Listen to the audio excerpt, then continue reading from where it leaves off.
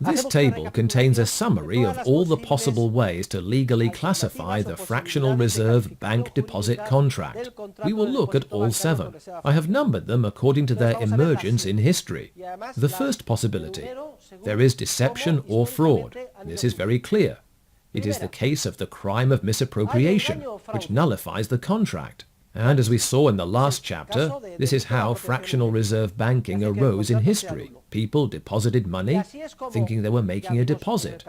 Initially, banks, whether temples in Asia Minor or the Jerusalem Temple, etc., held the money in custody and safekeeping. But then, bankers began to be tempted. This money is always sitting here idle.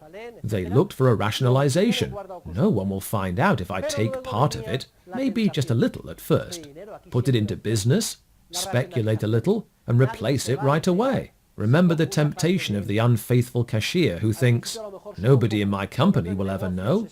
I'll take the money, bet it on red this weekend, win, and replace the money Monday, and no one will find out. This is a crystal clear case of the crime of misappropriation. It is punishable in the criminal code.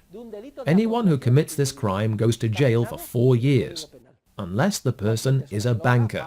Look out.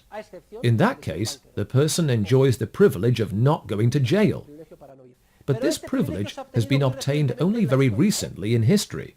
Only at the last second in history, 100-odd years ago, was it incorporated into the law. In the beginning, banking always emerges as the result of a scam, a fraud, a deception, always in secret. Financial activities are always kept secret, so citizens do not find out what is really going on, and so confidence in the system does not plummet.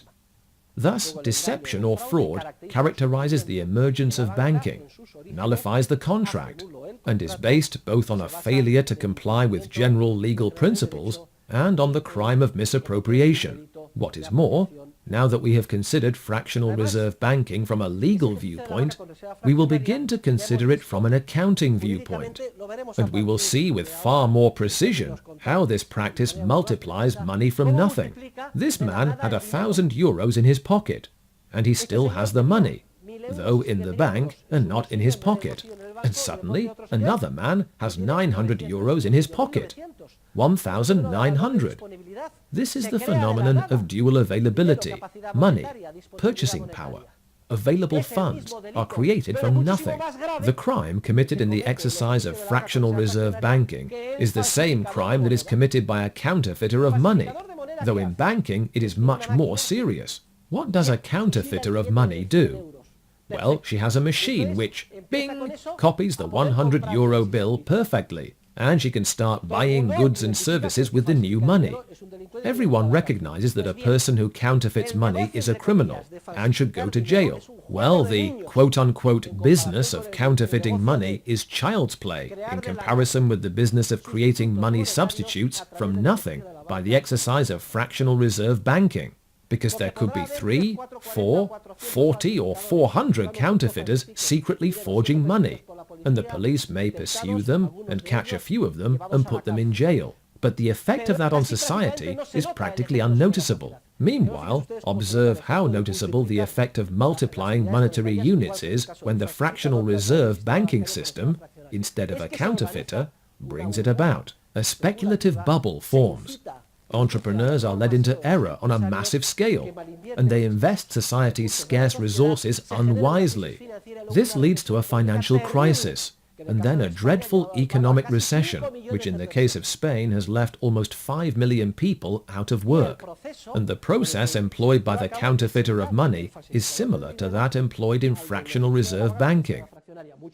In the latter case, the effects are far more serious than in the former, even though, from the standpoint of positive law, the counterfeiter is a criminal, while banks have obtained the privilege of legally acting in such a harmful manner. The second possible way of classifying the contract is to consider that there is no deception, but that there is an error in the contract or in the business deal being made. In other words, I think I am making a deposit when what I am really doing is making a loan. When there is an error in the contract is null and void from the standpoint of general legal principles. For example, if I think I am entering into a rental agreement, but the other person thinks it is a purchase agreement for an apartment, then the contract is invalid, because at least one of the parties is mistaken. Hey, I thought this was a rental agreement, and now it turns out I am being charged €1,000,000 for the apartment. I thought all I had to pay was €1,000 a month. No, you are mistaken. There is an error in the contract, an error in negotio. The contract is null and void. The third possibility is that there is no error in the deal. In other words, I am entering into this transaction, and for me it is a deposit, but I will let you act as if it were a loan. There is agreement. There is no error. I know perfectly well what banks are doing. Well, from the standpoint of general legal principles, the contract is null and void. In this third legal classification, even when what is happening is known and authorization is given to the other party, if each party is motivated by his typical cause in the contract is null and void, since the causes are incompatible. Look, you can do whatever you want, and I know how banks operate, but you must always keep the money at my disposal. But go ahead and do whatever you want. The bank receives the money and lends it out. It is the case of the corralito. If later bankers do not return my money, they wreck my life because they leave me without available funds, and I need money to live on. In a market economy, if I do not have any money, I cannot make exchanges, and that is a tragedy. The contract is null and void because the causes are incompatible.